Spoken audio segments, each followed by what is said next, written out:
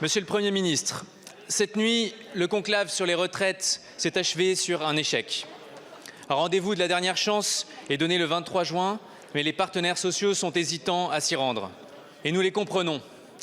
Vous vous étiez engagé à ce que les discussions soient sans totem ni tabou, y compris sur la mesure d'âge.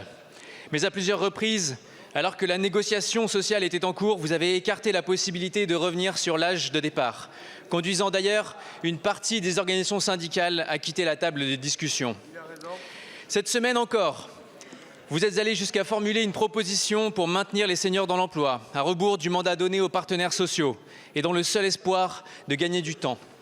Depuis 6 mois, vous n'avez eu de cesse de fragiliser une négociation dont vous auriez dû être le premier et le principal garant.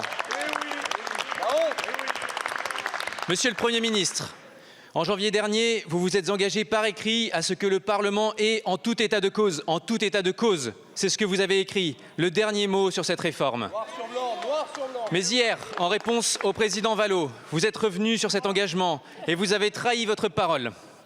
S'il n'y a pas d'accord, aucun texte ne sera soumis au Parlement.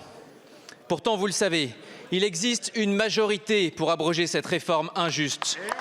Il y a moins de 15 jours, l'Assemblée nationale a adopté à une très large majorité une résolution exigeant son abrogation.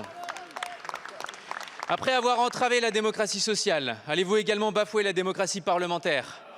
Après tant de renoncements, tiendrez-vous finalement les engagements pris devant nous? Permettrez-vous enfin que s'exprime la représentation nationale? Madame la ministre, débattons-en à l'Assemblée nationale. Et si vous ne donnez pas le dernier mot au Parlement, il le prendra et vous partirez. Je vous remercie.